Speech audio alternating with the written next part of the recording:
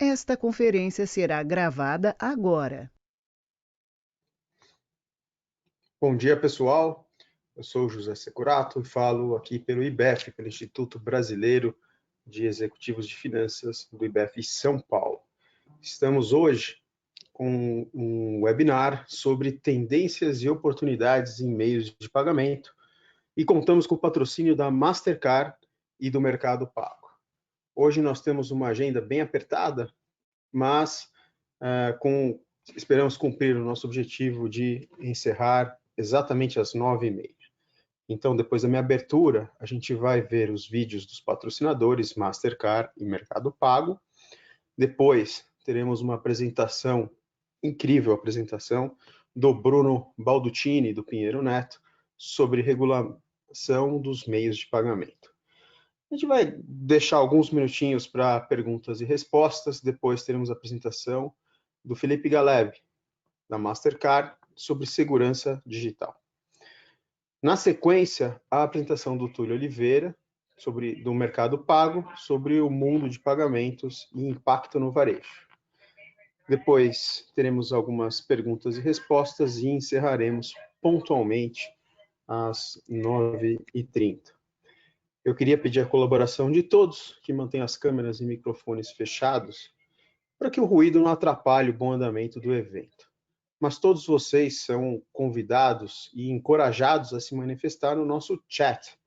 E a Rosa vai organizar as perguntas e me ajudar a conduzir esse evento e a interlocução com os nossos painelistas.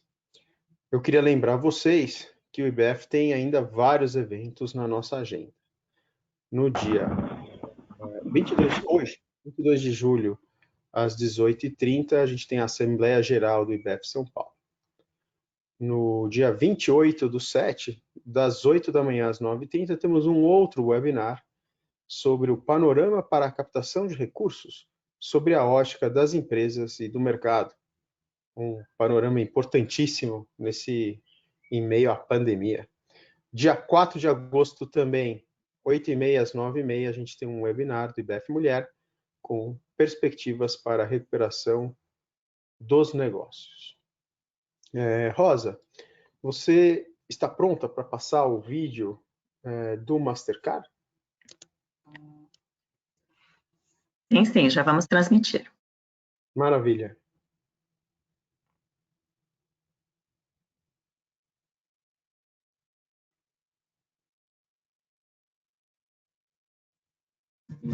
A cada momento, em mais de 210 países e territórios e 150 moedas, conectamos pessoas, negócios e governos ao mundo digital. Como uma empresa de tecnologia, estamos criando formas de pagamento inovadoras, fáceis e seguras, que funcionam 24 horas por dia, 7 dias por semana. Do conforto da sua casa ou onde você estiver, nossa rede processa 56 bilhões de transações por ano. Cada uma em um piscar de olhos. Estamos tornando as cidades mais inteligentes. Com nossa inteligência e experiência, ajudamos as empresas na venda de produtos em toda a cidade ou além das fronteiras, tornando os pagamentos mais seguros, promovendo a inclusão financeira às pessoas e ajudando governos em todo o mundo a efetuar pagamentos. Com 2,3 bilhões de contas Mastercard, oferecemos formas de pagamento inovadoras e diferenciadas que impulsionam o comércio ao redor do mundo. E estamos estabelecendo conexões em todos os momentos, pois no final do dia, nosso negócio é conectar pessoas a possibilidades que não têm preço. Esta é a Mastercard. Maravilha, Rosa. Agora, o vídeo do Mercado Pago, nossos patrocinadores.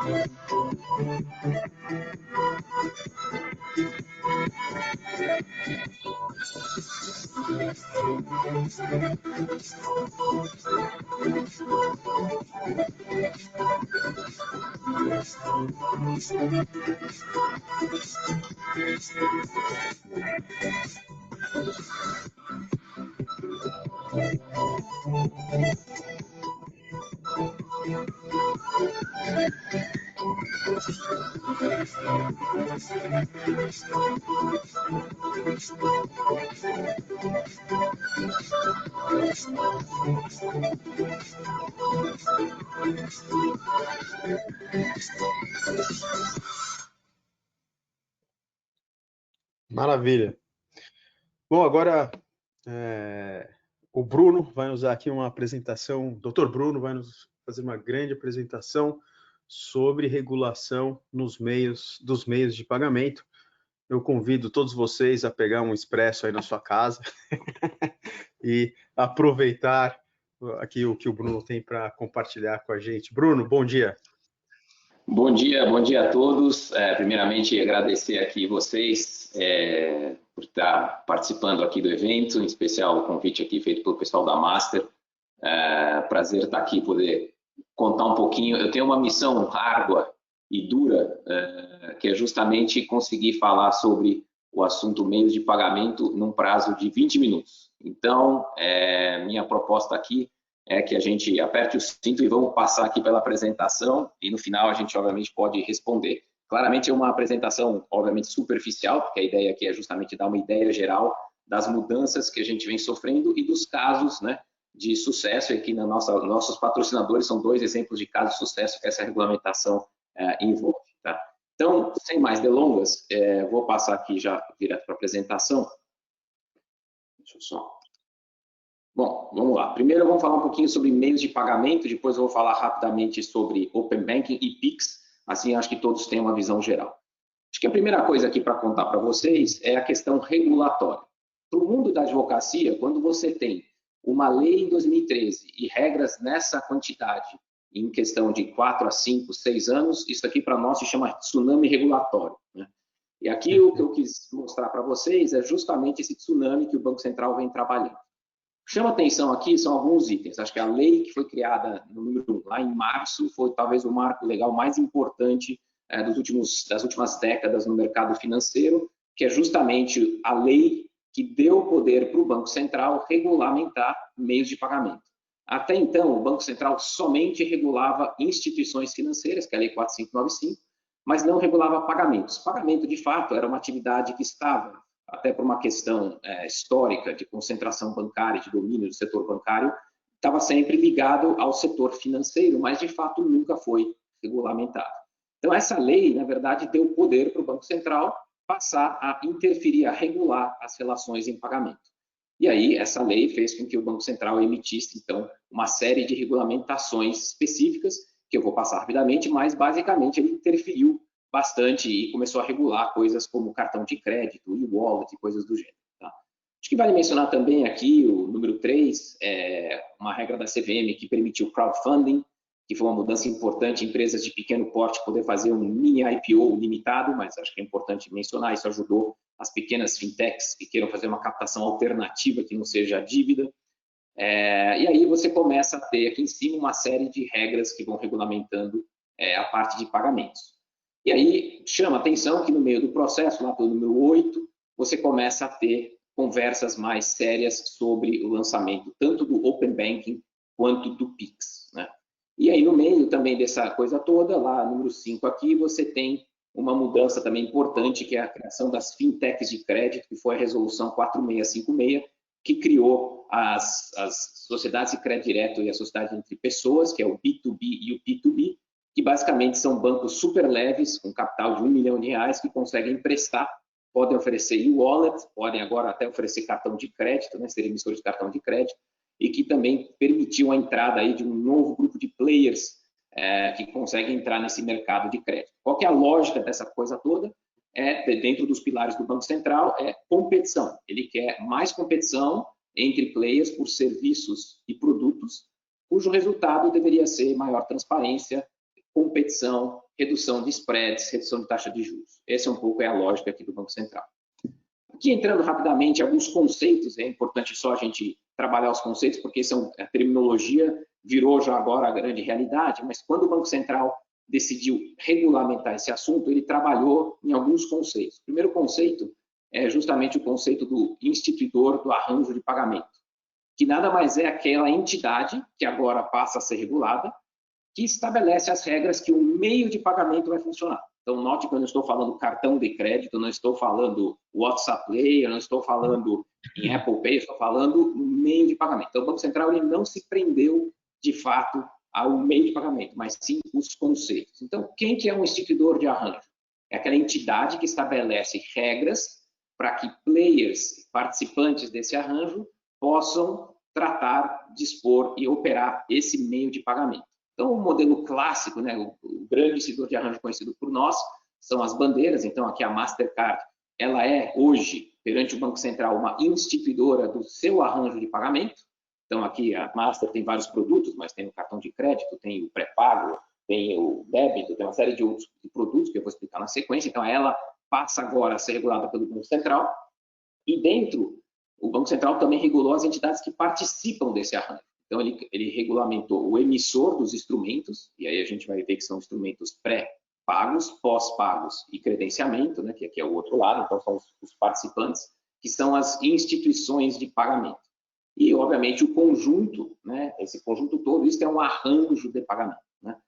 Então, o que aconteceu nas regras foi que o Banco Central ele impôs nas bandeiras a obrigação de ter regras e critérios objetivos para a entrada de novos players e regulamentou como esses novos players vão entrar. Então, o resultado disso, se você olhar de 10 anos para cá, hoje você tem um miríade de emissores de instrumentos, você tem os tradicionais, Itaú, Bradesco, mas você tem Nubank, Neon, você tem players novos. No mundo do credenciamento, que é aquela entidade que credencia o instrumento que vai ser aceito no estabelecimento comercial, você tem também, tinha 2 empresas ou 3 empresas, e hoje você tem Stone, você tem uma série de outras, né, First Data, FIS, né, que começaram a entrar no mercado e aí criou-se uma grande competição. Tá? E qual que é o conceito que o Banco Central fez? Primeiro eu vou chamar a atenção aqui para o quadro da direita para você. O Banco Central falou o seguinte, eu vou regular arranjos de pagamento, mas eu vou regular os arranjos que são divididos aqui com base nessa tabela da direita, mas para cada arranjo eu vou olhar uma volumetria mínima. Se esse arranjo de pagamento, que é o conjunto de regras e players, ele não alcança esta volumetria, este arranjo para mim, Banco Central, não é relevante, então você pode operar sem qualquer autorização. Então, que tipos de arranjo que foram criados pelo Banco Central? Então, a brincadeira dessa tabela você tem que olhar as colunas da esquerda para a direita, você só pode escolher um por coluna. Então, vamos pensar num cartão de crédito. Então, qual que é o propósito do cartão de crédito? Ele é de compra, então é um arranjo que tem compra. E o que serve esse cartão de crédito? Ele é cartão de crédito, é o instrumento que você compra primeiro e paga depois. Então, ele é pós-pago. E esse cartão de crédito funciona fora e dentro do Brasil. Então, este arranjo aqui, e aí a Master tem exatamente esse arranjo, um dos vários arranjos, é um de compra, pós-pago e transfronteiriço. Esse arranjo específico, se ele tiver abaixo de 500 milhões de reais nos últimos 12 meses de volume total transacionado, ou dentro desse arranjo tiver menos do que 25 milhões de transações, o Banco Central simplesmente diz, eu não quero nem precisar vir falar comigo. Se você quiser montar o seu arranjo com essas características, vá em frente. O dia que você bater essa volumetria, aí sim eu quero te regulamentar. Então, a lógica da norma é, se você é um grande arranjo, por exemplo, Master, obviamente, eles já são acima desses limites e, de fato, entraram com os pedidos que foram até aprovados recentemente. Tá? Enquanto que outros, se eu quiser criar o Bruno Cards, né, e criar uma bandeira Bruno, eu posso fazer isso, sem qualquer autorização do Banco Central. Então, é importante mencionar que a lógica da norma é criar competição, abrir a porteira, criar novos players, novos arranjos. Né? E aí, como você tem vários arranjos, tem um que chama atenção, né, que você tem, por exemplo, o arranjo de wallets. Né? O que é um arranjo de wallets? Bom, você pode ter uma carteira, né, que você recebe dinheiro de clientes, que eu já vou explicar na sequência, que ele pode ser usado, por exemplo, para compra, ele é um pré-pago, porque você carrega antes, ele só funciona no Brasil. Então, se eu montar o Bruno Payments, que é um wallet que serve para comprar, eu vou cair nesse tipo de arranjo. E, de novo, eu vou olhar as volumetrias. Então, se eu quiser operar hoje meu arranjo de wallet, eu não preciso de qualquer autorização do Banco Central. Quando o meu arranjo bater essa volumetria, aí eu vou entrar. Então, aqui, só para vocês saberem, tem 16 tipos de arranjo. Tem agora o 17º, que está sendo analisado, que é o arranjo de saques e transferências, que tem a ver com banco 24 horas, saque pague, que o Banco Central pretende regulamentar para permitir a interoperabilidade de ATMs e caixas eletrônicos, que ainda está em estudo no Banco Central. E aí, como eu falei do arranjo, a gente agora está falando dos participantes do arranjo, né? Quem são os participantes? E aí você tem 3 tipos de participante: emissor de moeda eletrônica, ou e-wallet, que é uma empresa que gerencia conta de pagamento pré-paga. Ela recebe reais e transforma em moeda eletrônica, ou seja, recebi 100 reais na minha conta no Bruno Payments, esta conta, 100 reais, vão virar dinheiro eletrônico. Esse dinheiro eletrônico não se confunde com Bitcoin ou milhas, ele não tem nada a ver. É a transformação do real físico para o real eletrônico, 1 para 1, sem qualquer operação. Então, é isso que faz o emissor de moeda eletrônica, e ele faz a liquidação dessas contas de pagamento. Tá? O emissor de instrumento pós-pago, tipicamente é o cartão de crédito, né? Então a gente está mais acostumado a entender isso, mas, de novo, note que é o instrumento. Então, quem conhece, por exemplo, o Sem Parar, e a Sem Parar tem 2 modalidades, ele, de fato, é um instrumento pré, as pessoas carregam antes a sua conta, e aí o tagzinho, não é o cartão, é o tag, passa pelo pedágio de estacionamento, mas ele também pode ser um instrumento pós-pago. Então, de fato, o modelo Sem Parar, ele tem a possibilidade de você passar no pedágio antes, pagar depois do seu extrato. Então, apesar de ser um cartão, é um instrumento pós-pago. Então, o Banco Central está dizendo, não se prenda ao meio físico, entenda a tecnologia. E, por fim, o credenciador é aquele que habilita a aceitação de um meio de pagamento junto a um estabelecimento e liquida com esse estabelecimento comercial. Tá? Então, aqui, basicamente, o Banco Central ele criou essas modalidades. E, da mesma forma que no arranjo, para esses participantes, que são as instituições de pagamento, ele fez o mesmo conceito. Então, se eu sou um emissor de cartão de crédito e eu estou começando agora, eu não preciso qualquer autorização do Banco Central. Ah, mas eu quero ter uma bandeira. Beleza, então você faz um acordo comercial com a bandeira, mas autorização regulatória você não precisa. Somente quando você, emissor do cartão, vocês, emissor de uma moeda eletrônica, de um arranjo de wallet, alcançar os 500 milhões de reais de volume total transacionado dentro do seu CNPJ, ou se nos últimos 12 meses, em quaisquer 30 dias para trás, você mantiver nos seus e-wallets, nas suas contas de pagamento, mais do que 50 milhões de reais, de fato você tem sim a necessidade de continuar operando, mas entra com o pedido no Banco Central. Então, acho que é importante mencionar. O próprio Mercado Pago é um exemplo clássico disso. Ele tem um arranjo, né? Então ele é um instituidor do seu próprio arranjo de e-wallet, e ao mesmo tempo ele emite sua moeda eletrônica e ele permite, inclusive, o pagamento. Então ele criou o seu próprio arranjo e, como vocês podem saber, o Mercado Pago é gigantesco, ele já ultrapassou os limites, já entrou com o pedido, já foi autorizado e já opera, então, como se autorizado. Mas aqui o conceito é muito fácil você entrar no mundo de pagamentos, porque você não precisa de qualquer regulamentação. E só depois você vai pegar essa autorização do Banco Central. Então, a primeira notícia é barreiras de pagamento acabaram. Segundo ponto, Open Banking. O que é esse Open Banking que todo mundo fala? Na verdade, o Open Banking é compartilhamento de dados e serviços por meio de abertura de sistemas por parte de instituições financeiras ou instituições de pagamento. Então, lembra que eu acabei de falar? O Mercado Pago é um exemplo, né? De uma instituição de pagamento que são autorizadas pelo Banco Central, que vão trocar essas informações dos seus clientes. O objetivo, obviamente, é incentivar a inovação, promover a concorrência, cidadania financeira e, obviamente, tem uma série de princípios, né, que eu tenho que ter reciprocidade, tem que ter interoperabilidade, tem que dar segurança, eu tenho que ter responsabilidade e transparência.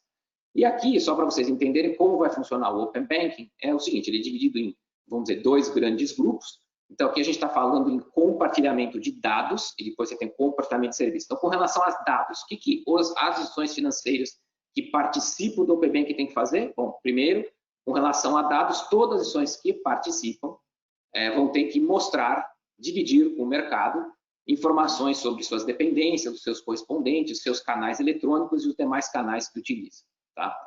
E aí, mais para frente, dentro ainda disso, ele vai ter que dividir com seus clientes informações dos seus clientes específicos. Eu vou colocar aqui a tela toda.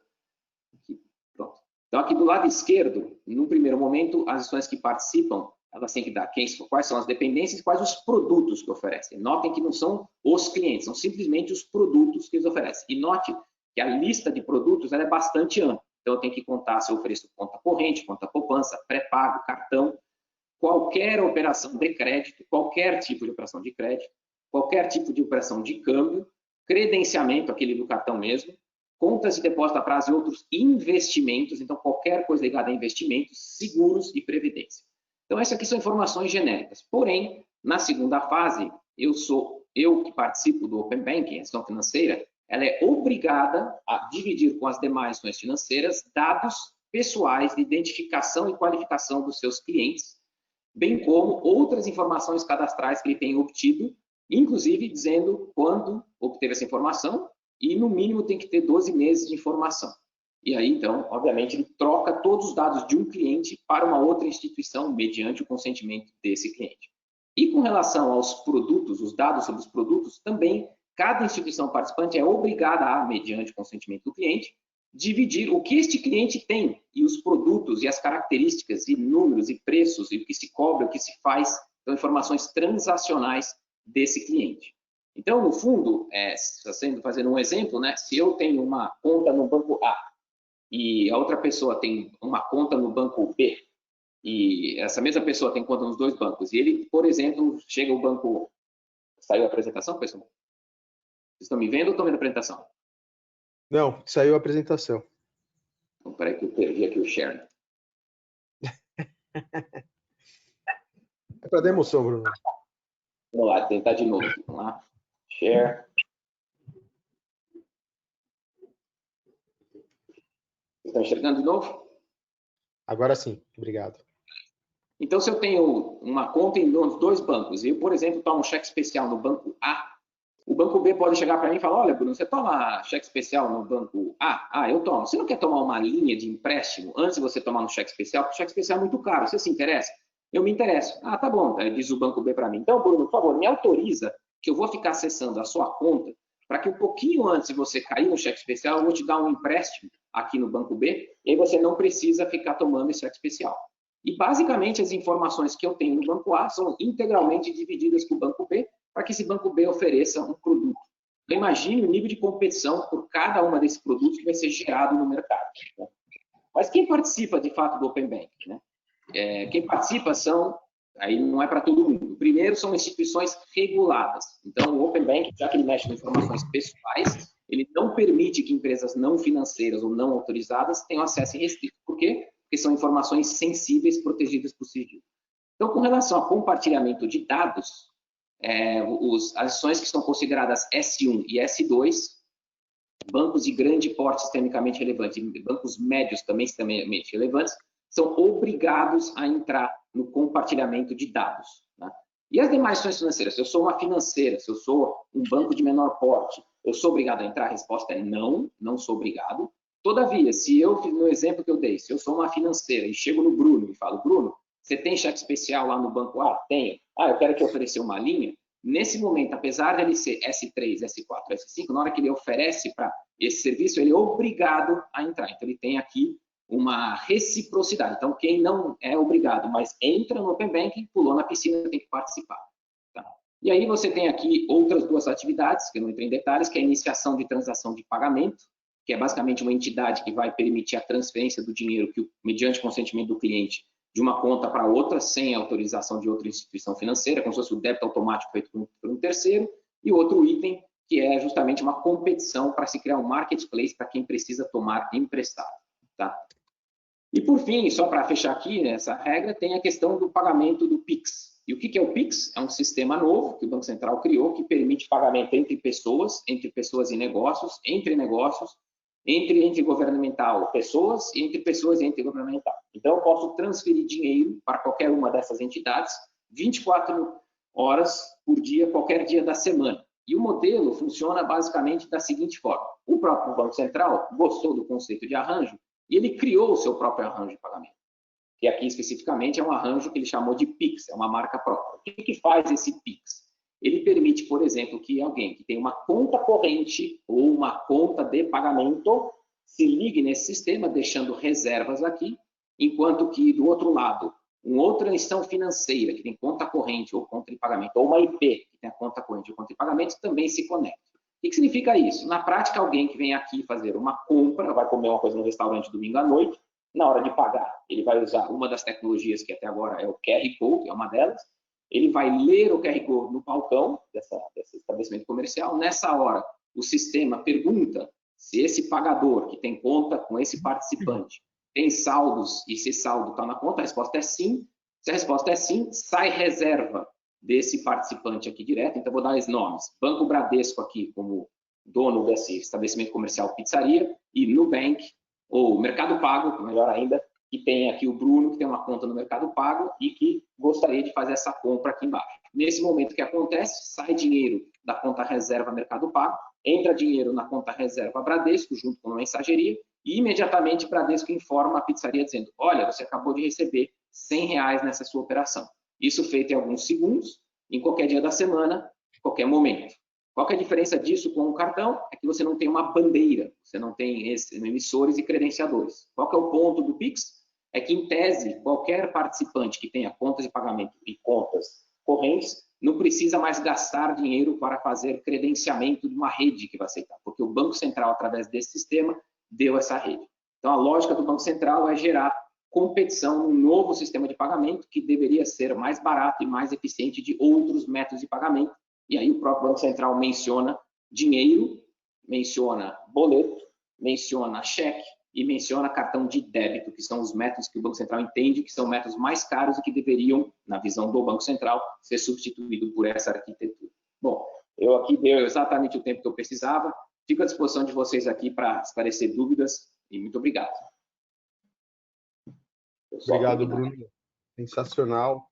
Direto ao ponto, em 20 minutos. Sensacional. A gente tem uma pergunta da Fabrícia Sacab. Ela fala o seguinte: o Open Banking é obrigatório para algumas instituições, mas precisa de autorização do cliente. Como esses dois pontos se relacionam? Se o cliente não autorizar, ele não cumpre a obrigatoriedade? Como é obtida a autorização do cliente? Tá bom. Então, primeiro o Open Banking ele só funciona com autorização, não é a decisão da instituição financeira. Então, a primeira conclusão os dados que a instituição financeira detém sobre você não são da instituição financeira, são da pessoa, e ela decide o que bem faz com ela. Então, se o cliente de fato autoriza, a instituição financeira, aspas, é obrigada a permitir a transferência de cidade. Então, note que mudou um pouco o conceito que a gente acostumava, né, que o banco não pode permitir a informação ser passada. Não é verdade. O banco não é dono da informação. O banco é dono da fórmula de cálculo do risco do credit rating do Bruno. Ele, obviamente, não precisa dividir isso. A fórmula da Coca-Cola, ninguém vai dividir. Mas os dados brutos do Bruno e como o Bruno transaciona, sim. Então, não existe a possibilidade do banco querer e o cliente não desejar. Não existe. Então, se o cliente deseja, o banco deve. Acho que um pouco essa é a resposta. E o processo é um processo tríplice, vamos dizer, de consentimento, autenticação e confirmação. Então, quando alguém dá um consentimento, tem mais dois passos tecnológicos em que o banco que recebeu, a instituição que recebeu o pedido, faz uma autenticação, o banco que vai ser o doador da informação tem que confirmar e autenticar a transação, tudo feito em poucos segundos. Eu não sei isso como é que vai fazer, graças a Deus sou advogado, mas em tese tudo é feito em poucos segundos e tem todo um procedimento e padronização que a indústria agora está se sentando através de uma convenção para combinar como vai ser isso. Boa, obrigado. Temos outra pergunta aqui do Danilo Guzmão. Esse arranjo do Banco Central em relação às tarifas praticadas de TED e DOC serão isentas ou mais baratas? Qual que é o impacto nas tarifas? Vamos lá. O sistema do PIX ele é controlado de propriedade do Banco Central. Então, o Banco Central, diferente na China, por exemplo, que ele permitiu o PIX lá, é feito por entidades privadas, o Banco Central entendeu por bem que ele deveria, sim, estatizar, vou usar aspas aqui, esse sistema de pagamento. E por que ele fez isso? Porque ele entende que controlando a entidade que faz a liquidação, ele controla preço e evita abusos ou desequilíbrios no mercado, na competição. Ele não proíbe as tecnologias. Tá? E por conta disso, ele estabeleceu um preço naquele desenho, dentro do arranjo, o preço informado pelo Banco Central é 1 centavo por 10 transações. Então, em tese, essa uma transação dentro do Pix é 1/10 de centavo. E aí ele já começou a falar que nas operações P2P haverá gratuidade, ou seja, quando uma pessoa física manda dinheiro para uma outra pessoa física, não se pode cobrar nada. Se a operação envolve um P2M, pessoa com merchant, aí ele permite sim a cobrança de tarifas, e aí ele vai entrar em mais detalhe, mas em princípio, vamos dizer assim, a parte P2M vai financiar a operação P2P, porque ele quer que nas transferências entre pessoas deveria ser um serviço baratíssimo e deveria substituir quase todos os meios de pagamento, e por isso ele vai exigir gratuidade nessa perna aí. Boa, obrigado. Temos mais uma pergunta. Pessoal, a gente tem espaço para pergunta, tá bom? Conceitualmente, a gente começaria com o Felipe Galeb às 8h40, então fiquem à vontade. E o Aquiles Bombem mandou uma pergunta. Devido ao aumento da competitividade, a entrada do Pix, possível término ou redução do produto débito, no seu entendimento, qual é o futuro das credenciadoras, da Cielo, da Rede, da GetNet? Tá, acho que super difícil responder isso, porque ninguém tem a bola de cristal, né? Então, eu vou dar uma de economista. Você pode falar o que você quiser, depois nada é certo e aí tudo bem, né? Mudou a variável 1, variável 2. Acho que muito difícil de responder. O que o Banco Central, obviamente, deseja é que, de fato, alguns meios de pagamento vão ser mais caros do que o Pix. Portanto, em tese, deveria ter uma migração. O problema é que ele envolve questões maiores, ele envolve questões de conveniência. Se eu uso o meu cartão Master para fazer uma compra e é conveniente e custa 2 centavos, 5 reais, na verdade, a conveniência é mais importante que o preço. Eu acho que esse é um ponto que a gente vai ver, né? Eu estou apostando para ver, mas me parece que é conveniente ter o seu cartão, é conveniente fazer uma operação sem ter que preocupar. Então, acho que tem o primeiro ponto, é a conveniência. O segundo é que, se a tese do Banco Central está correta, né, que as e-wallets, então o e-wallet do Túlio vai fazer com que as pessoas usem o e-wallet em vez do cartão de débito, né, porque é mais barato uma transação, isso vai depender, de fato, se tem alguma possibilidade do outro lado do estabelecimento criar um incentivo. E, de fato, aqui é um ponto que a gente não sabe, mas tem uma lei no Brasil que foi aprovada na época em que, logo depois do impeachment da Dilma, que é pouco utilizada, e o Brasil tem isso, né? Tem leis que não pegam, né? Essa coisa vem de Brasil, mas essa lei não pegou tanto, que permite diferenciação de preço por instrumento e por prazo. Então, pode acontecer no débito, né? Em que ou dinheiro ou cheque, né? Quando eu vou pagar minha pizza, né? No domingo à noite, aquele merchant vai dizer assim, você quer 100 reais sua pizza, você quer pagar por débito? Bom, o débito eu tenho que pagar aqui o merchant discount rate, a bandeira e tudo, então custa 105. No Pix, se você tiver uma conta lá no Mercado Pago, no Pix custa 100, porque como não tem bandeira, não tem outros, então eu vou cobrar mais barato, por quê? Porque eu sou um merchant, eu não quero ficar pagando desconto, MDR, eu quero ter maior receita aqui das minhas operações de transferência. Isso vai acontecer? É uma ótima pergunta. Existe uma inércia do meio de pagamento débito e conveniência que isso inibe as pessoas a mudarem? Pode ser. Então, acho que a primeira pergunta é, quanto isso vai ser importante? Ninguém sabe. A tendência lógica é que alguns meios, de fato, como o dinheiro, como o boleto e como o cheque, tendem a cair mais rapidamente. O débito parece que sim, mas ninguém consegue dizer. E com relação às credenciadoras, eu acho o seguinte, claro, o mercado dos últimos 5 anos já mudou muito. Você tinha 3 credenciadoras há 7 anos atrás. Hoje você tem 25 credenciadoras e você tem 200 subcredenciadoras. Então, o mercado de credenciamento ele ficou parecido com o mercado americano, em que você ganha pouco, mas por volume de transação. Então, é um mercado que se tornou muito competitivo. E o que vai acontecer com as credenciadoras? Bom, elas estão se reinventando já. Estão oferecendo outros produtos, estão oferecendo outras soluções, podem ser uma grande conexão com o Pix. Então, acho que esse é um primeiro ponto. E o segundo, vou lembrar que o Pix é pagamento real-time, sem qualquer relação com crédito. Então, o cartão de crédito, em que no Brasil o acesso a um financiamento barato e rápido ainda não é fácil, ele vai permanecer durante muito tempo. Então, acho que o cartão de crédito continua por um bom tempo e ele precisa das credenciadoras. O cartão de débito a ser discutido, mas as próprias credenciadoras já se reinventam para achar outras soluções. Então, certamente o mercado vai mexer, mas a gente realmente não sabe para onde vai. Boa. A gente tem aí 3 perguntas no pipeline, então essa daqui é mais rápida, 20 segundos. O Leandro pergunta, no Pix, as bandeiras perdem a função? Sim, a bandeira perde a função no Pix. Essa tá fácil. O Maurício Santos perguntou, pela legislação atual, após atualizações recentes de circulares do BC, quais os tipos de contas de pagamento, DIPs, aprovadas ou não, e respectivos limites de transações mensais e saldo? Vamos lá. Essa é A IP ela tem pré-pago e pós-pago. A conta de pagamento ela pode ser pós-paga, cartão, e aí isso tem a ver simplesmente com o limite de crédito que o Bradesco, como emissor, o Nubank dá para o seu cliente, então não vou falar aqui. E o outro tipo que é a pré-paga, que é o e-wallet, que é o que o Túlio oferece, por exemplo, no Mercado Pago. Aí aqui tem duas regras. A primeira é do onboarding. O Banco Central estabeleceu que o onboarding para alguém, ou seja, o Know Your Customer, a abertura dessa conta até R$5.000 é nome e CPF, ponto. Acima de 5 mil é nome, CPF, endereço, nome parentesco e um telefone. Acabou. Então, de fato, ele tem uma diferenciação de R$5.000 só para o onboarding. Mas qual que é o limite que eu tenho na minha conta do Mercado Pago para transferir dinheiro? Nenhum.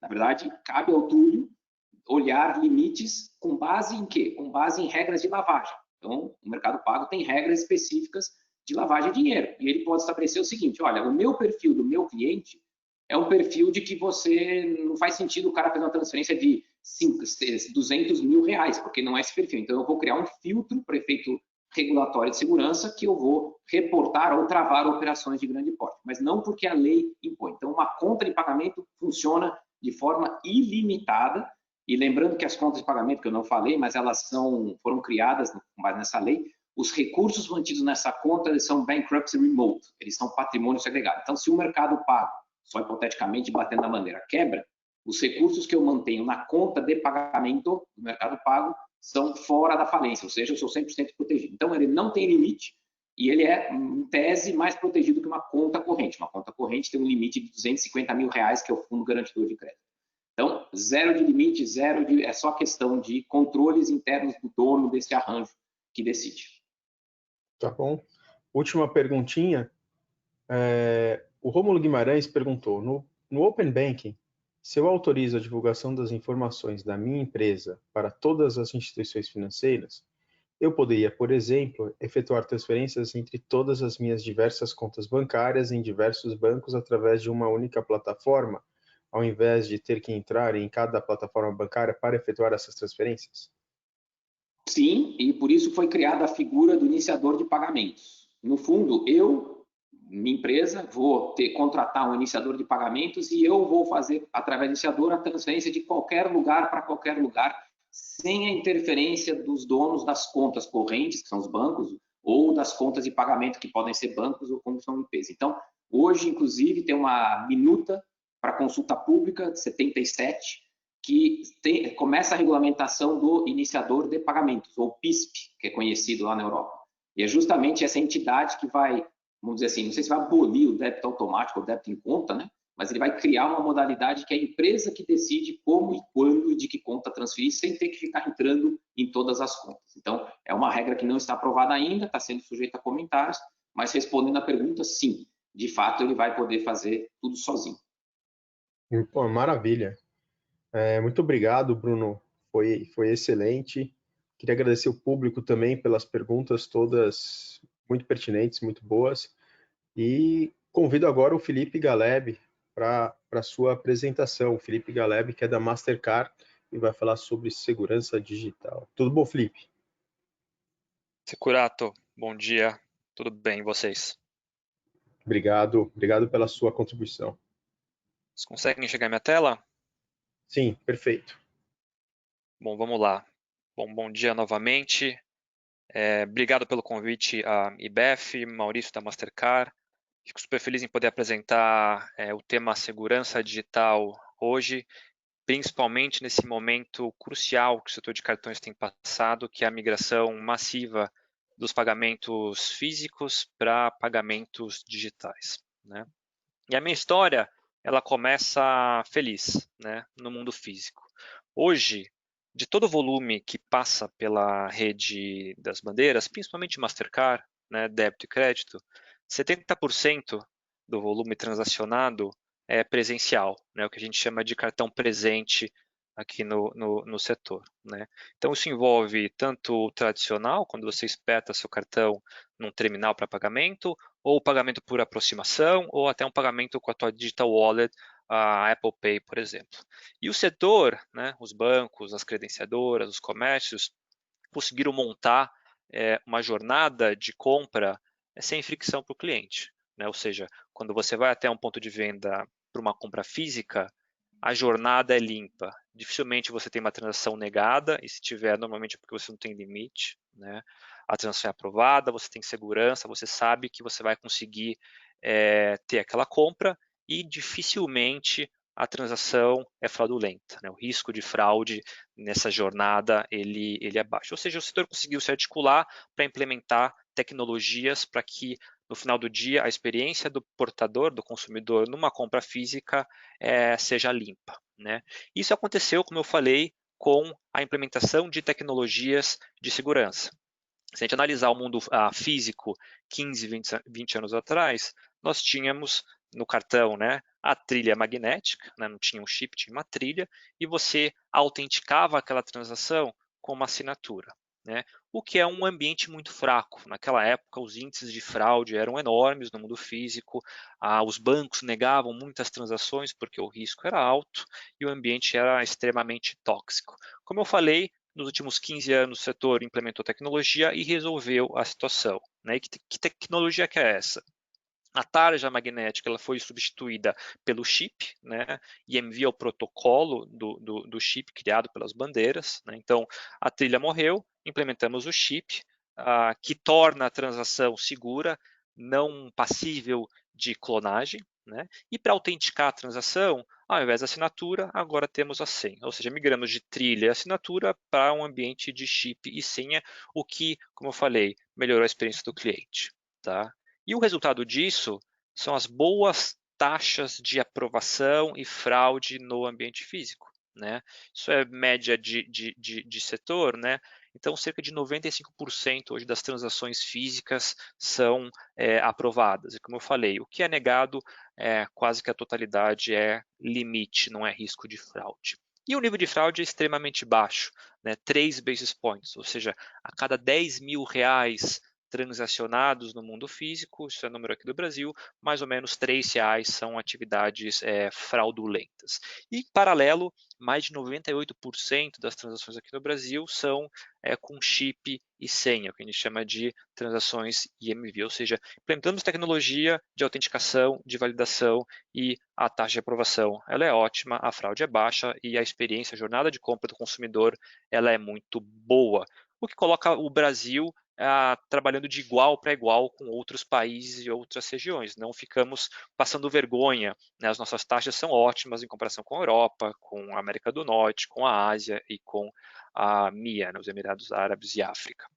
Então o Brasil conseguiu, né, o setor aqui conseguiu fazer o seu papel muito bem feito e temos até um local de destaque, uma posição de destaque no mundo físico.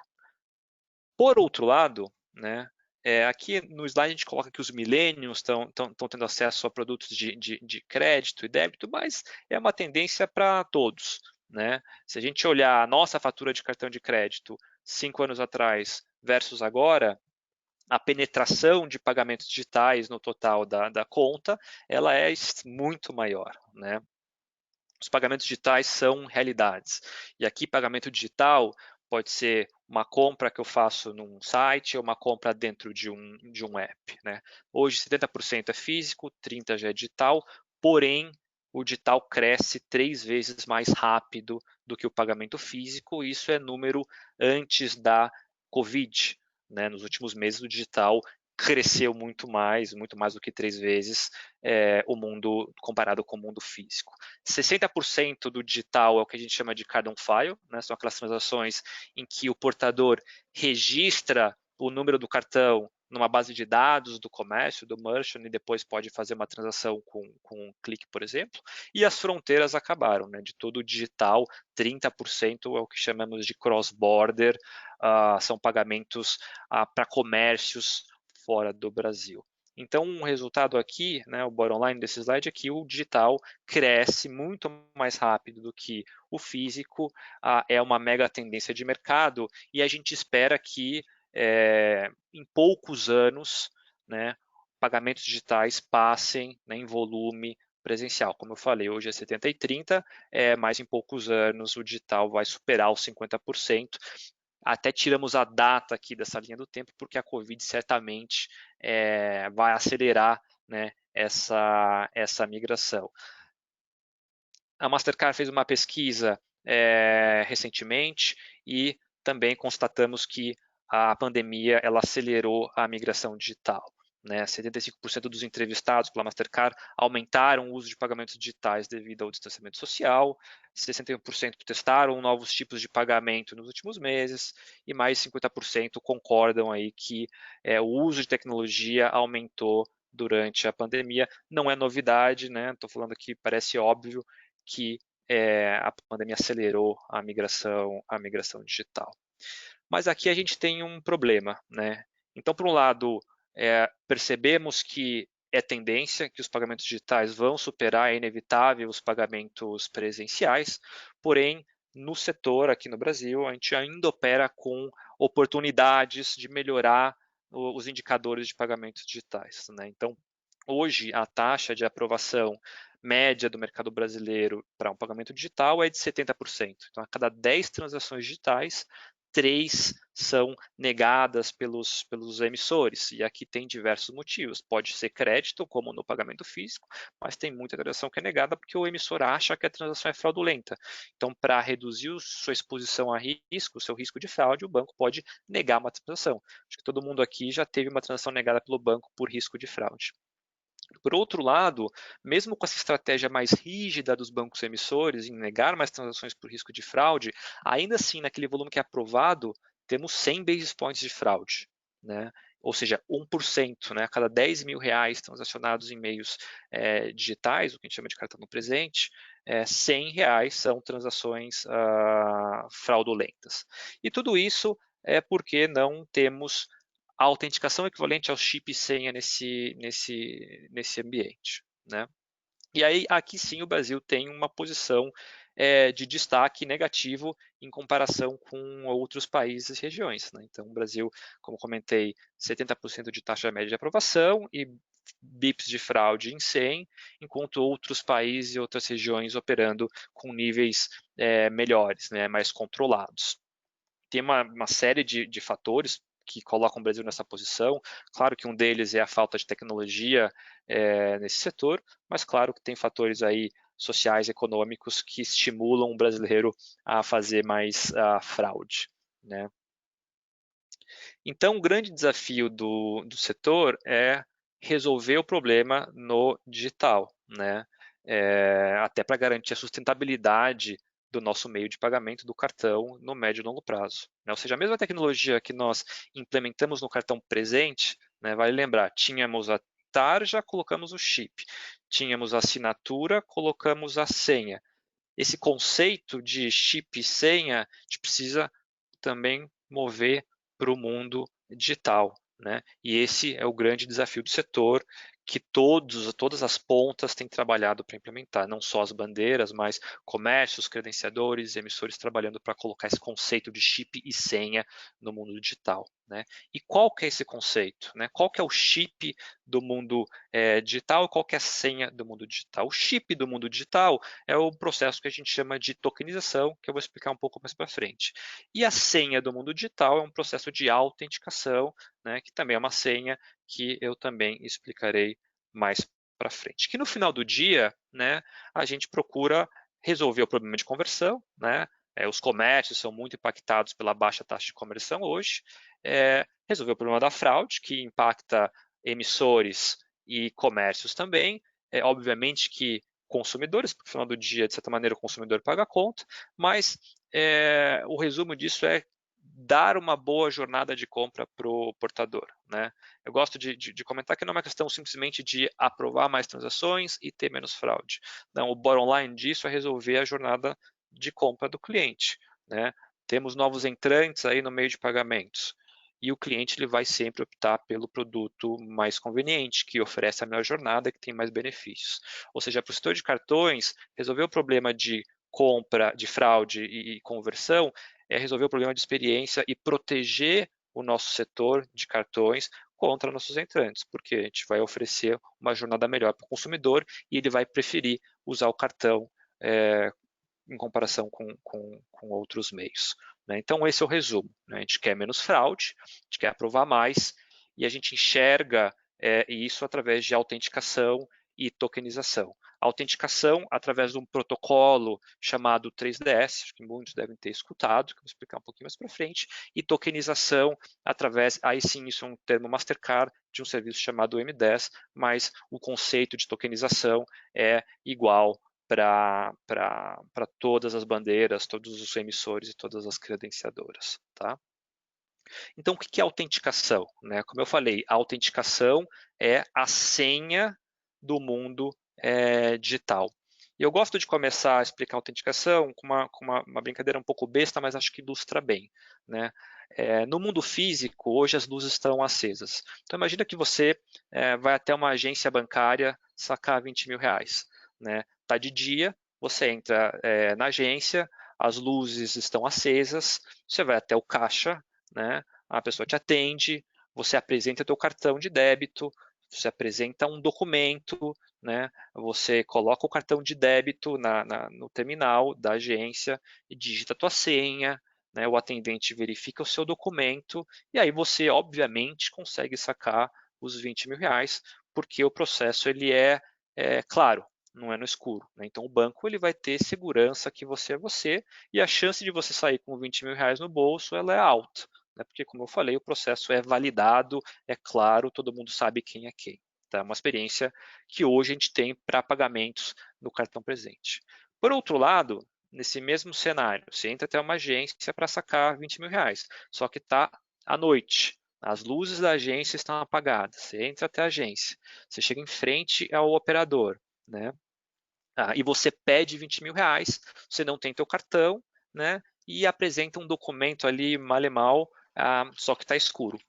Qual que é a chance do banco aprovar esses 20 mil reais, de ele te entregar esses 20 mil reais? A chance é praticamente zero. E qual que é a chance de fraudadores utilizarem esse ambiente escuro para fazer fraude? A chance é muito alta. Então, é uma brincadeira besta, mas hoje os pagamentos digitais estão no escuro, né? E os pagamentos físicos estão com luz, né? Ou seja, o desafio é colocar luz no pagamento digital, né?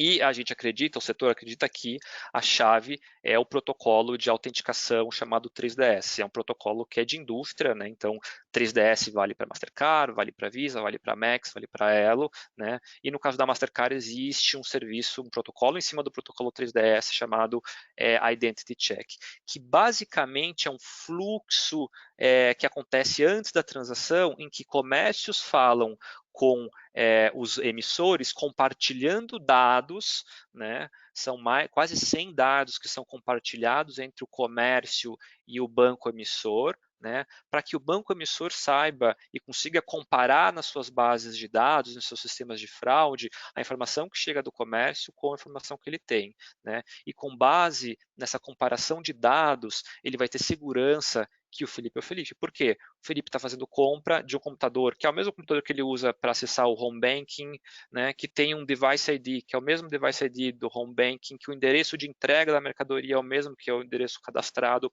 Ou seja, existe um fluxo de validação anterior à transação financeira que permite com que os emissores, né, os bancos emissores tenham mais segurança em aprovar transações. E nesse caso, né, caso após essa troca de dados, o banco emissor não tenha segurança, né, ele pode, isso é opcional, né, ele pode pedir uma validação adicional para aquele portador. Né? Ou seja, os dados enviados pelo comércio não batem 100% com os dados que o banco tem nas suas bases de fraude.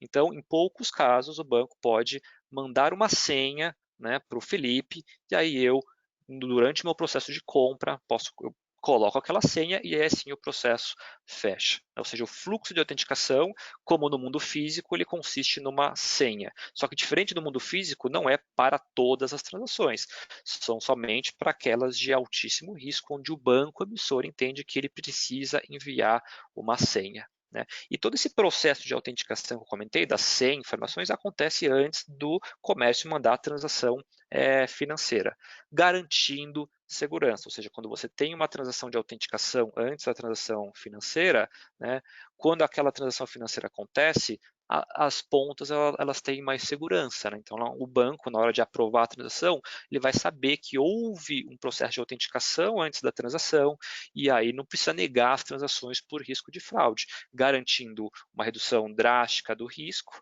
né? E mais aprovação, ou seja, as taxas de aprovação vão aumentar. Né?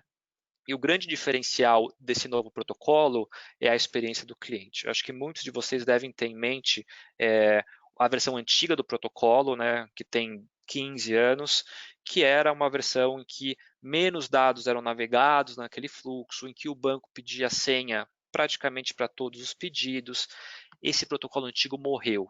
Né? O novo protocolo, que chamamos de EMV3DS ou 3DS2, esse sim, ele navega os 100 campos que eu falei, ele é suportado por app, por web, e esse processo de inteligência em que o banco só manda a senha, o emissor só manda a senha para pouquíssimos casos, aí sim acontece no novo protocolo. Ou seja, no final do dia, a experiência do cliente ela é muito, mas muito melhor no novo protocolo e resolve todas as dores que o ecossistema tinha na versão antiga do protocolo de autenticação.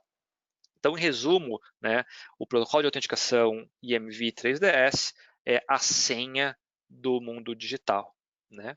E para finalizar, a tokenização. Né? Eu falei da senha, agora o chip do mundo digital é o processo de tokenização. Vale lembrar, no mundo físico, no cartão físico, toda vez que você faz uma transação, você espeta teu cartão no terminal ou você faz um contactless, aquela transação que chega para o banco aprovar, ela é única, ela contém criptogramas que fazem com que um fraudador, por exemplo, se ao conseguir copiar essa transação, ele não consiga replicá-la para fazer outra. Então, é impossível de clonar um chip, de você pegar uma transação com chip e replicar em outra transação. O processo de tokenização faz a mesma coisa para o mundo digital. Né? Tokenização nada mais nada menos do que você substitui na transação financeira e nas bases de dados de um comércio o número real do cartão. Então, hoje a gente tem um comércio A, né, que opera com card on file, né, que eu falei anteriormente, que 60% do volume é card on file, que hoje ele armazena nas suas bases de dados o cartão do Felipe, né, e o número está lá, é o meu cartão mesmo, e transaciona, né, com um clique toda vez que eu quiser transacionar. Só um minutinho. No processo de tokenização, esse comércio, ele substitui essa credencial, a minha credencial, por um token. Né? Então, o comércio, ele armazena nas suas bases de dados um token que só é válido para aquele comércio. Então, um hacker, por exemplo, ao conseguir invadir essa base de dados desse comércio, ele pode roubar o meu token, que ele não vai conseguir utilizá-lo em nenhum outro comércio, porque aquele token ele é único para aquele comércio. Então, o processo de tokenização, ele blinda o número do cartão, blinda a transação, de modo com que qualquer terceiro que consiga interceptar essa credencial não consiga utilizá-la para outras transações, para transações fraudulentas. Bom, estou em cima do tempo aqui. Para finalizar, como eu falei, mega importante, o mundo está indo para o digital, hoje a experiência tem espaço para melhorar e o setor realmente acredita que, e não é só a Mastercard, como eu falei, o setor, a indústria acredita que a autenticação e tokenização é o caminho para resolver o problema de experiência e dar mais liberdade para o cliente utilizar o cartão para compras online. Obrigado pelo tempo. Obrigado, Felipe. A gente vai passar direto para a apresentação do Túlio Oliveira, do Mercado Pago, e depois a gente vai fazer a nossa sessão de perguntas e respostas. Agradeço já ao Tiago por ter submetido a sua pergunta, daqui a pouco a gente volta nela. Então, Túlio, o que você tem a dizer sobre o mundo de pagamentos e impactos no varejo? Bom dia a todos, prazer, obrigado pelo convite, prazer falar aqui com vocês. Vocês enxergam aí minha tela? Não, ainda não. Ainda não? A Rosa acho que deve estar trabalhando nisso, imagino. Só um minutinho, deixa eu ver como é que está. Já atribuí como apresentador, Túlio. Aqui na minha está aparecendo, de vocês está aparecendo? Não. Opa. Você clicou no botãozinho laranja para compartilhar a tela, por favor? Agora foi.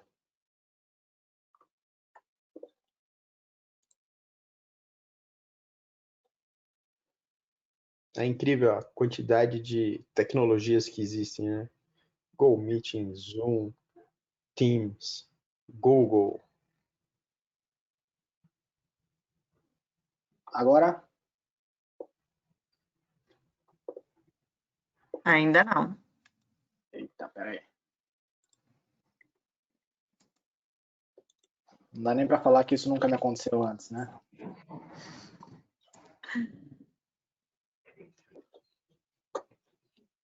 Só um minuto. Rosa, me dá uma ajuda aqui. O que eu tenho que apertar aqui? Só um minutinho, que a gente vai voltar para a apresentação do organizador e eu vou te colocar novamente como apresentador. Aí deve abrir a janela.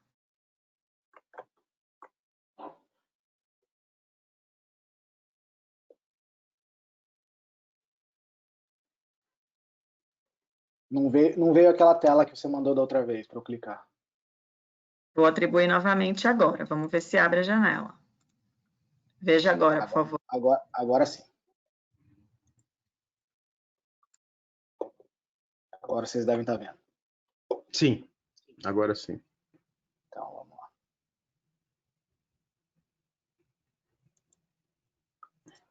Bom, primeiro, obrigado pelo tempo, obrigado pelo convite.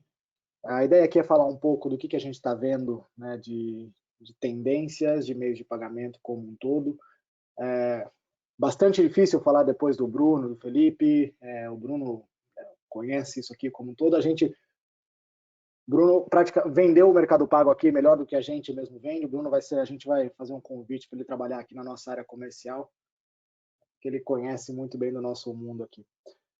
Bom, falar de pagamentos e impacto no varejo, a gente está vendo como o Bruno falou, um tsunami regulatório, mas mais que o tsunami regulatório, eu acho que é uma grande mudança na forma como o varejo processa pagamentos, né? O varejo estava acostumado, né, com lá atrás a receber só dinheiro, né, passou para o mundo de eletrônico com cartões e agora entrando, né, com o mundo das todas as wallets e gera bastante mudança, né? A gente fala, né, o Felipe estava falando de transações online, transações no mundo físico, segurança. Para a gente isso hoje é tudo uma coisa só. A experiência de compra, né, dos clientes no mundo, né, como um todo, a gente já está vendo o cliente comprando no mundo online, pegando no mundo físico, pegando no mundo online, terminando a transação começando no mundo físico, terminando no online. Então a gente já vê essa convergência de meios de pagamento e experiência de cliente como uma coisa só. O próprio Mercado Pago surgiu dessa necessidade de você criar um meio de pagamento, né, dentro do Mercado Livre para permitir que essas compras fossem feitas com segurança. E hoje a gente já tem soluções aí em diversos canais, tanto no mundo online quanto no mundo físico, dentro do Mercado Livre, fora do Mercado Livre. É uma conta digital, já é emissor de cartão, já está em processo de ser um credenciador também. Então a gente já vem aumentando, né, a forma como a gente atua, porque a gente entende que pagamento ele deveria, né, na experiência de compra, ele deveria ser uma experiência mais transparente. O usuário não quer pagar, né, o cliente não quer pagar, ele quer comprar. Né, e o pagamento deveria ser algo que seja bastante sem fricção para ele. O que a gente está vendo, então, a chegada das fintechs, né, e as mudanças de regulação, eu acho que o Bruno explicou muito bem, a legislação de 2013, ela permitiu, né, essa pulverização, essa entrada de muitos players no mercado, e o que a gente está trazendo no mercado é alternativas, né, para os meios de pagamento tradicionais, né, então, sempre dinheiro, cheque, cartão, né, até começo dessa última década, a gente vem trazendo, né, QR Code já no mundo físico, né, você tem todas as transferências no mundo, transferências instantâneas, o Pix é mais uma forma de transferência instantânea, né, de você receber pagamento, e o Pix vai trazer como já foi falado, o Pix vai trazer uma alternativa bastante barata, rápida, fácil, né, para que o varejo, de fato, receba a transação de pagamento online, real time, vai diminuir custos porque não tem antecipação, não tem a tarifa de processamento de pagamentos é bem mais baixa, então a gente enxerga que deve sim ter uma transformação importante, não só no peer-to-peer, mas também nas transações de pagamentos no varejo, seja no varejo online, seja no varejo físico. Porque isso a gente, né, são menos intermediários na cadeia, né, menores taxas aí para os varejistas, melhor experiência, a experiência de compra, né, quando as empresas cuidam, né, da experiência do usuário, né, eu acho que o Bruno falou isso muito bem, a conveniência de você ter um meio de pagamento no seu celular e que você leva isso para o comércio, traz um monte de benefícios, tanto para o vendedor quanto para o comprador. Um pouco do que a gente tem visto, né, eu acho que as tendências aqui, isso aqui é um chart que o Banco Central vem apresentando e a gente acompanha bastante o movimento de pagamentos, né, no mundo como um todo. A introdução de pagamentos instantâneos no Brasil, né, o Pix, o que a gente espera é que ele coma bastante parte, né, das transações em dinheiro, né, que é esse mundo verde aqui que a gente está vendo saindo de 40% em 2008 lá para 2028 chegando em 21%. A gente continua acreditando que cartões, né, o Banco Central coloca isso aqui, a gente vê isso acontecendo no mundo. Transações com cartões de crédito, elas continuam bastante relevantes e continuam crescentes, porque o cartão de crédito não é só um meio de pagamento, ele é um meio de financiamento também, né, quando você paga parcelado, né, e no Brasil a necessidade de financiamento numa compra ela é enorme, então a gente vê que o cartão continua crescendo. Acho que a grande dúvida, quando a gente fala de TEDs, né, TED e DOC, a gente deve ver né, o volume de TED e DOCs deve continuar, não vai ter um grande impacto o Pix nisso, porque hoje as empresas já fazem, né, as transações comerciais via TED, então vão continuar fazendo, a grande diferença é que abre até mais tarde, não mais até às 5 da tarde como é hoje. Cheque a gente vê caindo, né, finalmente a gente começa a decretar a morte do cheque. Boleto a gente deve ver uma troca importante de boleto, porque a experiência de compras com pagamento instantâneo versus boleto, qual a diferença de você fazer uma transação, né, de pagamento via TED e via boleto? Basicamente é que o boleto você sabe exatamente a que se refere aquela compra, você consegue marcar claramente aquilo, né, e ter traçabilidade, né? A gente consegue acompanhar referente a que aquele boleto foi pago. Isso com o Pix também isso deve resolver. Então o boleto também deve sofrer bastante, né, nos próximos anos. E a grande, né, o que os novos meios de pagamento, né, o Mercado Pago se inclui nisso, como outros, o que a gente está querendo levar com tudo isso? A gente entrega uma solução de pagamento, de captura de pagamentos, bastante ampla para o cliente, né? Eu acho que foi feita uma pergunta aí sobre credenciadoras, foi feita uma pergunta sobre bandeiras, como é que os credenciadores vão reagir né, em relação a tudo isso, como é que as bandeiras, né, se as bandeiras perdem o papel nesse meio do caminho. A gente acha que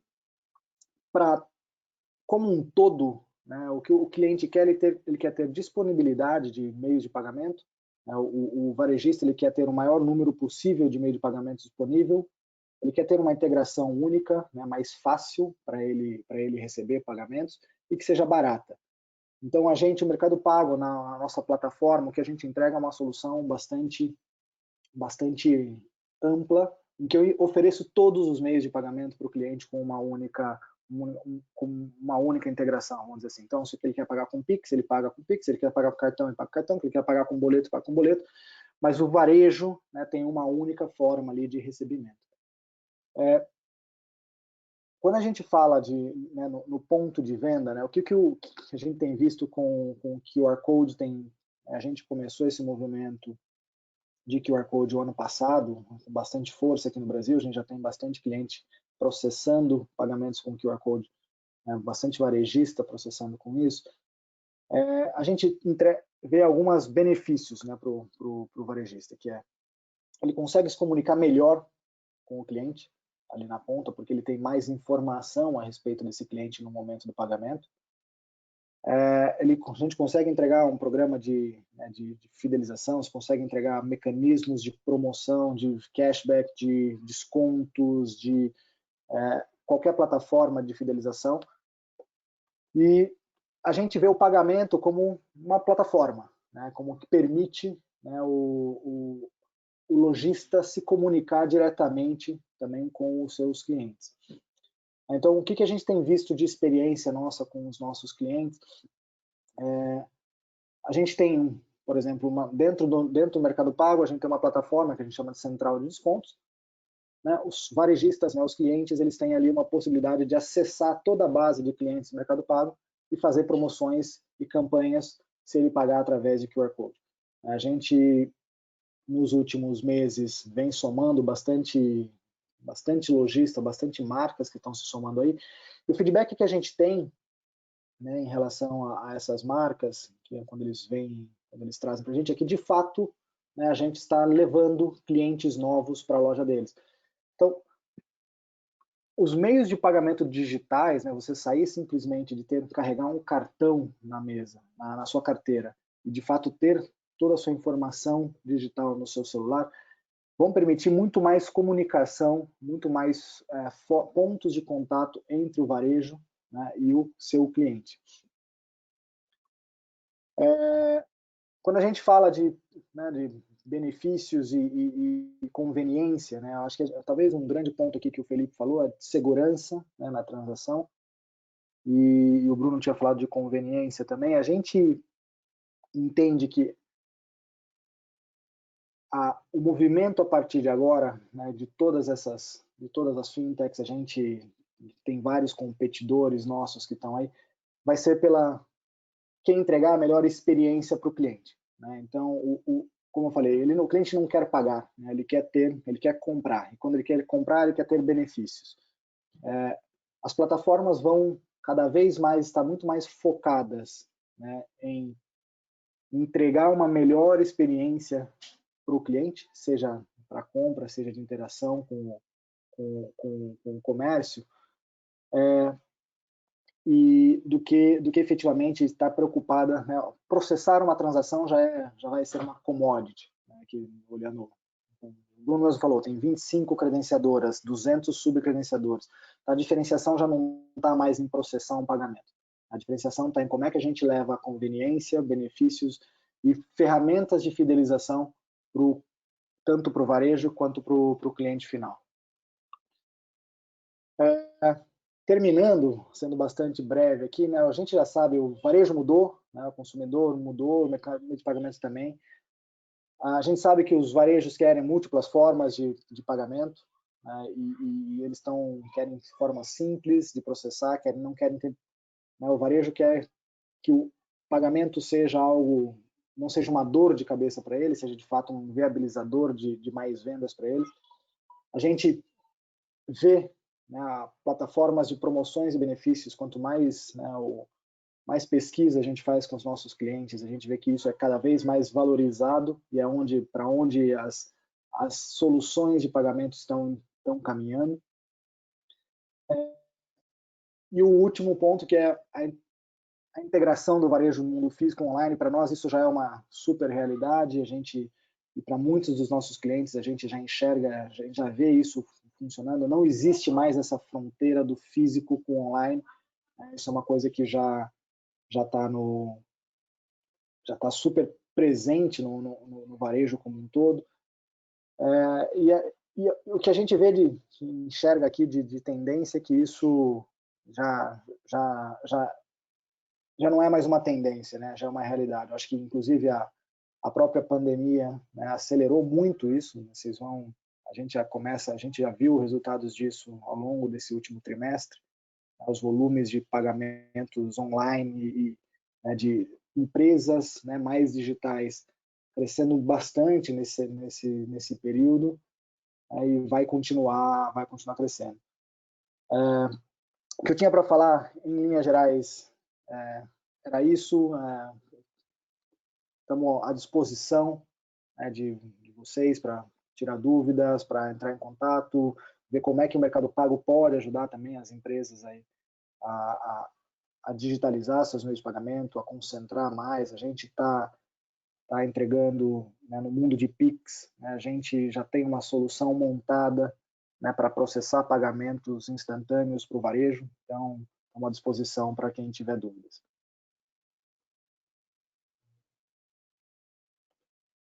Eu estava aqui falando sozinho, Túlio, com o mudo.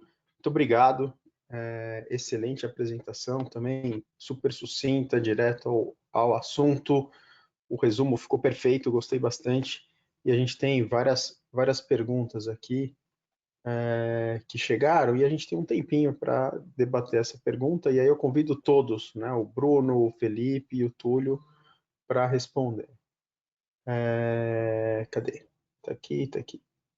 O Thiago Batista, ele perguntou originalmente para o Felipe, mas quem... Então, Felipe, você pode take the lead, mas os outros estão convidados a comentar também, né? Sob o ponto de vista de segurança, tanto para o usuário quanto para as instituições financeiras, a solução que permite a geração de um cartão virtual para compras online reduz o risco de fraude? Isto posto, por que não permitir transações online somente através dessa solução? Perfeito. Reduz é uma estratégia que alguns emissores têm utilizado para reduzir o seu risco de fraude. Não acredito que seja a bala de prata para resolver o problema de mercado, né? E eu tenho visto dois grandes problemas que os emissores têm enfrentado em estratégias de cartão virtual, tá? Para escalar isso principalmente.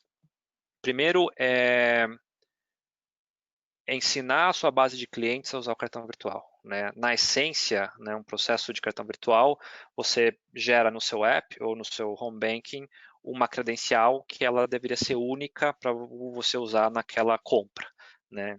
Então, toda vez que você fizer uma compra online, você vai lá, gera um cartão, e aquele cartão virtual, ele é único e só pode ser usado naquela compra. Então, educar toda a sua base de clientes para gerar um cartão virtual toda vez que você fizer uma compra online é um desafio que as instituições têm enfrentado. Então, isso é o número um.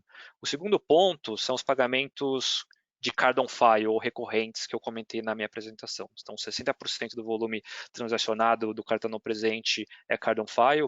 Então, você gerar um cartão virtual que ele vai ser registrado numa base de dados de um comércio, e esse comércio ele vai fazer compras recorrentes, ele vai enviar transações recorrentes para aprovação, inviabiliza um pouco o modelo. Então, você teria que gerar um cartão virtual que ele sem data de validade, que ele possa ser utilizado por um comércio, né, por prazo indefinido. E só isso em si já tira a blindagem do cartão virtual, como eu falei. Para ele gerar benefício de maneira ótima, ele precisa ser único por transação. Então, eu vejo desafio em escalar isso na base de usuários, e dois, tem desafios aí no modelo transacional, principalmente com compra recorrente e compra de card on file, ou seja, o cartão virtual ele fica restrito a poucos use cases, né? Então eu vejo o setor ainda tentando aprender como operar cartão virtual em cima desses dois grandes desafios que eu comentei. Sem dúvida ele reduz fraude, mas o desafio é escalar e acomodar esse modelo nesses use cases que eu comentei. Só para completar um ponto que o Felipe falou, desculpa, Securato, só para E aí, no ponto de vista de quem serve comércios, né? A gente no mundo online, acho que um dos grandes custos, né, para o varejista online é o custo de aquisição de um cliente e levar esse cliente até ele executar um pagamento. O que a gente mede muito na indústria do online é a conversão, né, do pagamento. Desde que o cliente entrou na loja virtual até que ele fez o pagamento, né, tem vários pontos, né, vários passos ali que ele pode se perder. Então, a conversão ela é fundamental para o sucesso do negócio online. Então, o cliente tem que conseguir pagar muito fácil, né, no negócio online. E se você complica, né, a forma como ele faz o pagamento, né, você está gerando menos conversão no mundo do e-commerce também. Então, o usuário que já está acostumado com isso, ok, né, pode ser uma boa experiência, mas você forçar isso, né, para a base toda, fazer com tudo isso, você vai gerar um grande problema de conversão também no mundo de e-commerce, que pode ter um impacto grande. Então, acho que concordo com o Felipe, não é a bala de prata, é uma solução que ajuda, mas forçar isso não seria bom. Eu ia fazer um comentário muito parecido com o seu. Estava lembrando o comentário de um CFO de um grande varejista online e físico, e ele comentou que o objetivo dele não era zerar PDD. Se ele zerasse PDD, ele estaria falhando miseravelmente, né? Porque ele estaria perdendo vendas e a perda de vendas teria um custo muito maior do que a PDD. E aí, fazendo o link com o que o Felipe falou, é um equilíbrio, né? Se você trabalha para diminuir fraude, aí você afeta a conveniência. Se você facilita a conveniência, você aumenta a fraude. Então, você tem que achar esse equilíbrio entre, né, a conveniência do usuário, do consumidor, e minimizar a fraude. Acho que equilíbrio é a palavra-chave aqui. Você quer comentar alguma coisa, Brunão? Podemos seguir para a próxima pergunta, que é muito boa. Acho que pode seguir. O último ponto que tem que mencionar, que é uma coisa que eu vejo muito, que apesar da solução jurídica ou tecnológica ser ideal, você tem a questão também dos próprios sistemas das decisões, e aqui a gente está falando de empresas de uma grande variedade, então você tem alguns sistemas que são legados, e até a adoção de outras tecnologias também não é simples, não é um padrão de indústria. Você pode ter uma instituição financeira que está há muitos anos e que não tem essa flexibilidade que o mercado pago, que já nasceu com uma nova tecnologia, arquitetura tecnológica, seria. Então também tem essa variável aqui, né? Excelente. A próxima pergunta também é do Thiago. O Thiago está on fire aqui, contribuindo para o nosso debate. E agora ele direciona para você, Túlio. Considerando os meios de pagamento entre empresas, né, como você vê a migração das TEDs para o Pix? Qual que é o horizonte de tempo dessa migração? Pergunta boa. Entre empresas, eu acho que vai ser... as empresas já fazem hoje TEDs, né? Então, tem lá os seus sistemas de contas a pagar, geralmente, né, nos bancos. E os bancos usam a plataforma de TED, a plataforma de TED ou DOC do Banco Central para fazer isso. Eu acho que vai ser uma migração direta, né, porque é muito mais barato você fazer essa transação via Pix, né? Como já foi comentado, é 1/10 de centavo, né, pela transação. Então, deve ser direto, e mais do que isso, né? Eu acho que hoje as empresas vivem restritas, né, ao pagamento até às 5 da tarde, né, por conta da grade de fechamento ali do SPB. O Pix vai liberar, né, essa grade, vai deixar isso muito mais aberto.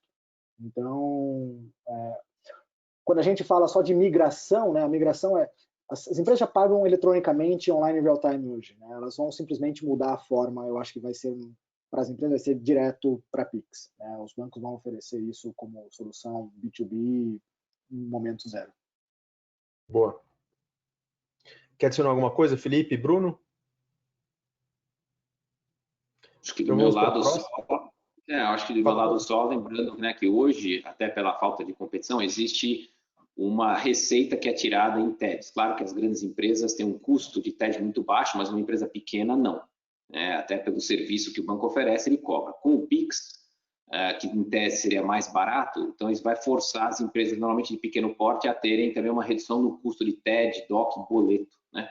Que hoje contratam os bancos. Então, esse é uma consequência do Pix. Ele vai forçar, eventualmente, uma redução de receita com o meio de pagamento que hoje é alta nos bancos, né, que oferece essa solução, por conta do Pix. Então, acho que respondendo um pouco a ideia do Túlio, acho que as grandes empresas provavelmente, não sei se teriam tanto interesse em migrar, porque já pagam um custo baixo, né, vamos dizer assim, pelo volume e pela conveniência das plataformas, mas certamente uma empresa média ou pequena, que hoje paga um custo alto, ela tenderia a procurar o Pix. Maravilha. Mais uma pergunta, o nosso tempo está acabando. O Leandro Aragon, eu não sei se eu estou falando o nome dele certo. Como estão as evoluções dos pagamentos via NFC e a sua segurança, principalmente contra roubo, clonagem do cartão, entre outros? Quer falar, Felipe? Claro. A transação por NFC ou aproximação, ela é tão segura quanto uma transação física, né? Quando você espeta o seu cartão no terminal e digita a sua senha. Inclusive a transação por aproximação no nosso setor, a gente classifica ela dentro da população de transações físicas. Então o Leandro comentou clonagem e roubo, né? Na perspectiva de clonagem, a transação ela é super segura, o risco de clonagem é praticamente zero, porque toda vez que você aproxima o seu celular, o seu cartão do terminal e dá o tap, como eu falei na apresentação, são gerados criptogramas únicos por transações e aquele criptograma navega na mensageria, chega para o banco aprovar e só pode ser utilizado para aquela transação. É a mesma tecnologia que é usado, como eu falei, numa transação que você espeta o seu cartão no terminal, ou seja, o risco de clonarem um cartão contactless ou de pegarem uma transação contactless e replicá-la em outra transação é zero, caso esse criptograma seja validado devidamente por todas as partes. Ou seja, o risco de clonagem ele é praticamente inexistente, né?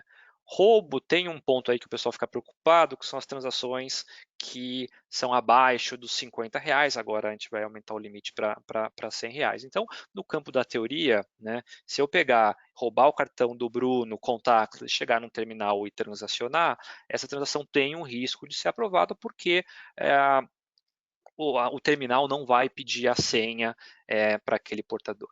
É um risco residual, ele existe, porém, no outro lado da ponta, o banco que está aprovando essa transação, ele tem processos de monitoramento. Então, se ele identificar que aquela transação sem senha de um cartão contactless, abaixo de R$50 ou R$100, ela tem um risco elevado de fraude, o banco pode tomar ações ou para pedir a senha ou para até fazer a gestão aí do caso e mitigar a situação, né? Como foi bem comentado, o risco sempre existe, né? Ele tem que ser balanceado contra versus todo o benefício que o meio ele traz. E o upside do contactless ele é muito maior, o benefício para toda a cadeia ele é muito maior do que um risco residual aí de perda ou roubo em transações de baixo valor. A gente entende que isso não é escalável, não é nem atrativo para fraudadores. Então o benefício excede e muito qualquer risco pequeno aí de perda ou roubo.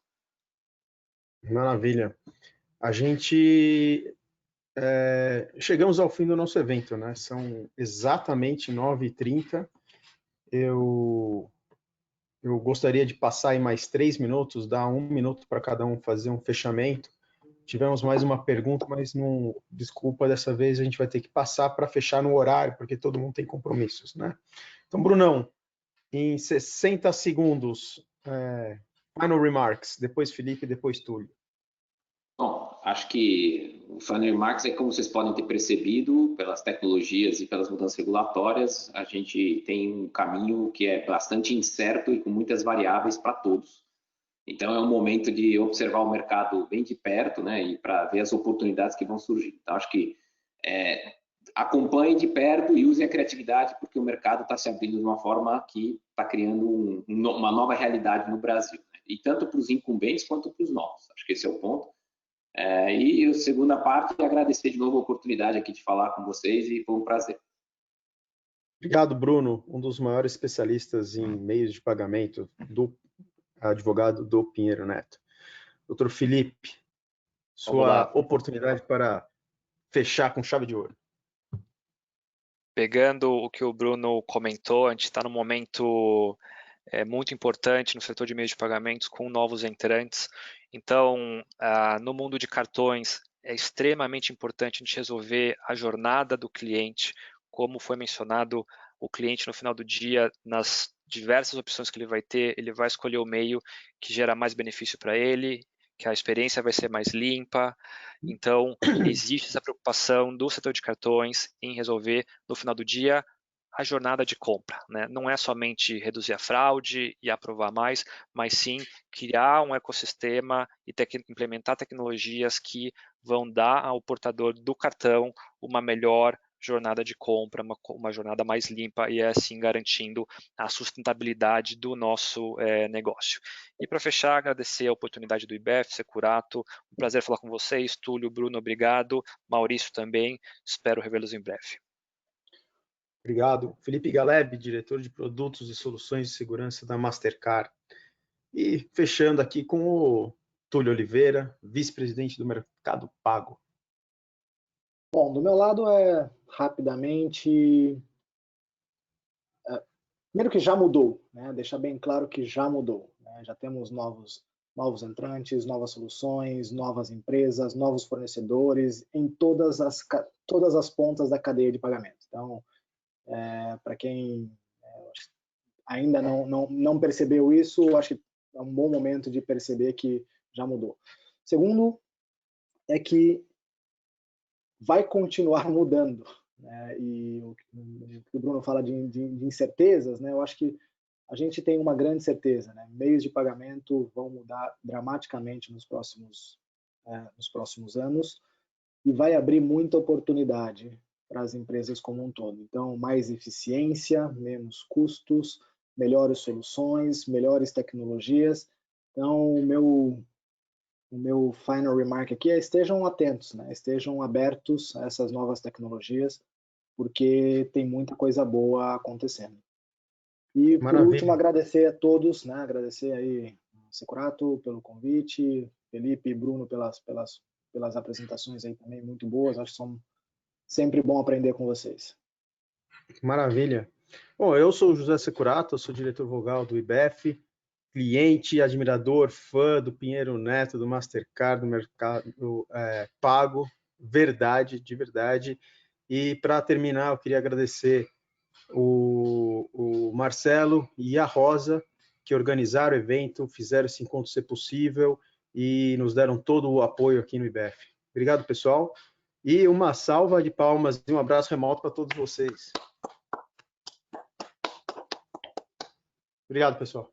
Obrigado.